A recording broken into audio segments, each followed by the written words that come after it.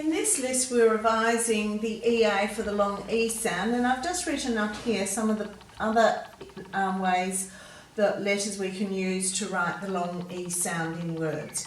So we've got repeat, reveal, retreat, conceal, appeal, increase, disease. Now down here we've got the long O sound, and I've written over here some other letters or phonograms that we can use to represent the long O sound. So an idea would be to go through and highlight the E and the EA, making the long E sound, and then a different colour highlighter for highlighting the OW, making that long O sound.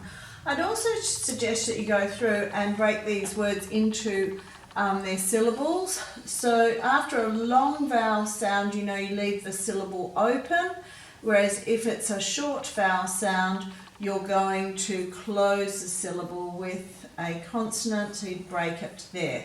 So you can work your way through these. Now, just take note too of the schwat sound. So in appeal, we're not giving that its at sound. Typically we give it a schwat sound. We know it's going to be a short sound because there's a double P after it, whereas this long sound here, we've only got one L after that long sound. So you'd know that if you're breaking that one, you do it through here. So you just have to know that even though we're giving that a grunt sound, uppeal, we know that we're actually using the letter A there. Now, once you've gone through and done all that highlighting and broken the words into syllables, go through and have a think about what these words mean. So let's go through and do that now. So repeat means to do something again. Reveal is to make secret or known or unknown information known to others.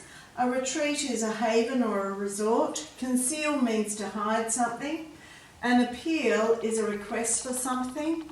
An increase is to become or make greater in size. A disease is a sickness. A growth means increasing in size. A mower is a machine used for cutting grass, and ownership is the right of possession.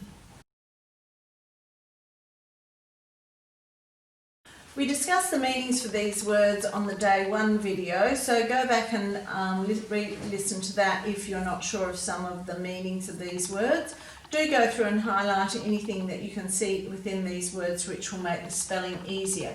What we want you to do here is write the list word that means, so we're checking that you do know the meaning of those words, and in this section that you're able to use them appropriately within a sentence.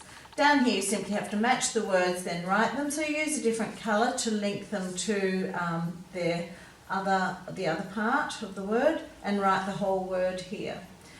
Now down here you have to write the antonyms that go with these given words. So these words will be list words. So antonyms mean these words mean the opposite to the list word, so be careful.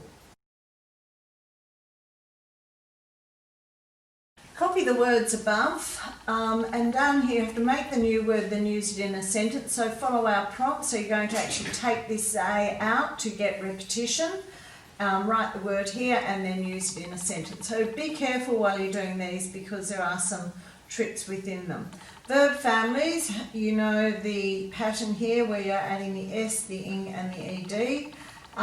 Now in appealing, we know we only have, quite often we may have double L in a multisyllabic word when we're adding the ing, but it's only when the accent is on the second syllable. Now in appealing it's not, so we've only got one L in there, so do remember that's not got the double L.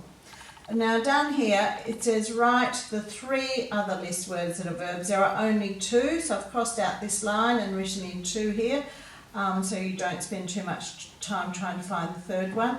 Fill in the gap with the missing list word or list word extension, so make sure you have the correct structure of the word within these sentences. This page is another use for commas. So whenever you begin a sentence with a prepositional phrase, you need to put a comma before continuing the sentence. So for example, after the storm, so the prepositional phrase is after the storm, you must put the comma in before finishing the sentence. The gardener tidied the yard. You can actually hear the pause. After the storm, the gardener tidied the yard. So you'll hear it coming through quite naturally. Circle the preposition and underline the prepositional phrase. You've done that before. Rewrite the sentence so the prepositional phrase is first, followed by a comma, and then the remaining part of the sentence. So the example is, there is a new Italian restaurant beside the post office. If we want to start it with the prepositional phrase, we change that B in beside to a capital letter, and we put beside the post office, comma, there is a new Italian restaurant. So I've given you a few examples there to practice on. Then down here, write the sentences beginning with prepositional phrases that start with the following preposition. So we've given you those prepositions, and there's an alert there. Remember to put in the comma after you finish the prepositional phrase and before you finish the sentence off. Now write 4 of your own sentences that begin with a prepositional phrase. You can use the prepositional word bank from list 1 on the day 4 page to help you.